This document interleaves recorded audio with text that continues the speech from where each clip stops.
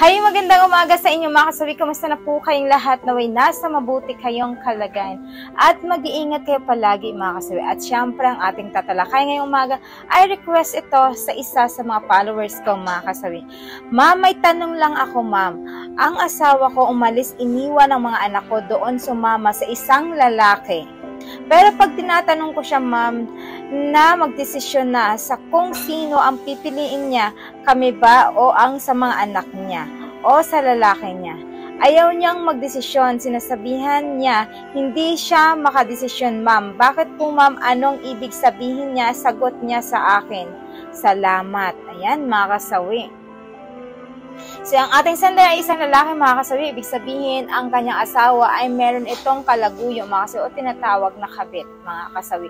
Tapos kapag once na pinadesisyon niya ito kung sino ang pipiliin, hindi siya makakapag-desisyon mga kasawi. So, ibig sabihin, kung aware na ang asawa mo na talagang tinanong mo ito na sino ang pipiliin sa inyong dalawa, pamilya ba niya or ang kabit niya, pero ang pinili niya is yung kabit niya mga kasawi. Ibig sabihin na wala siyang pinipili sa inyo, yung pamilya niya or ang kabit niya. Pero wala siyang pinili. Ibig sabihin nun mga kasawi is mas matimbang ang kanyang kabit. Kasi kung mas matimbang ka mga kasawi is ibig sabihin wala na siyang pag-alinlangan na pipiliin kayo. Kasi versus sa kabit lang niya at versus sa pamilya mo, diba? Mag-iisa lang ito pero napakarami mo. Pero hindi siya makapag-option. Ibig sabihin mas mahal niya yung kabit niya. Hindi niya lang madiretso sa'yo na sasabihin kasi alam niya na masasaktan ka niya ng sobra at ganun din yung anak niya. Kumbaga nag-iisip pa lang siya kung ano ba dapat yung gagawin niya. Kaya sa punto na pinapili mo siya ay hindi ka niya pipiliin dahil mas matimbang yung puso kaysa utak. Kung utak niya gustong-gusto niya na ikaw yung pipiliin pero yung puso niya hindi ka niya kayang pipiliin. Kaya ang sinasagot niya ay hindi siya makapagdesisyon at hindi siya makapili kung sino man sa inyong dalawa. For me mga kasawi, para sa akin ha, kailangan mas maganda kung ayaw talaga ng asawa mo na sa'yo, sender. Wag mo nang pipilitin yung isang tao. Alam naman natin na mahirap maging single father, pero aanhin mo ang buong pamilya kung hindi naman kayo nagiging masaya.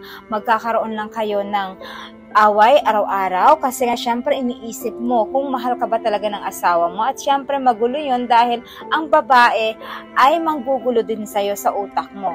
Una, bakit? Kasi nga syempre ang babae kapag hindi ka na mahal nito, alam mo ba, paulit-ulit lang yan, napupunta sa kanyang kabit kasi alam niya na mas mahal niya yun. At ikaw naman, syempre magpaparaya ka na magpaparaya dahil ayaw mo na masira ang pamilya mo. Gusto mo na buo pa rin kayo pero hindi ka na masaya kasi dahil alam mo sa sarili mo na hindi ka na mahal ng asawa.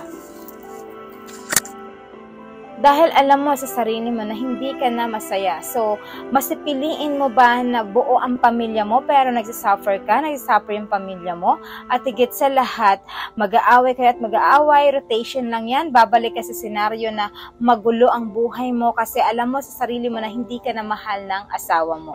So, ganun lang yung kasimple mga kasawi.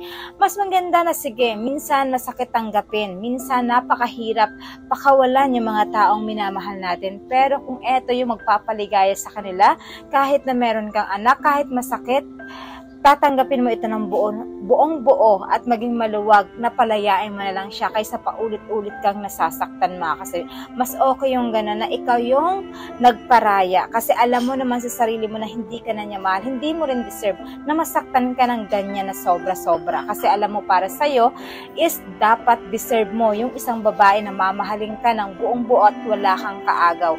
Alam mo ba, napakaswerte ng asawa mo sa'yo dahil syempre kahit na alam mo na meron siyang kalaguyo o kabit, best pinipili mo pa rin siya, napapapiliin kasi sa ibang lalaki yun, hindi na yung gagawin mga kasawi, talagang sasaktan na nila ang isang babae.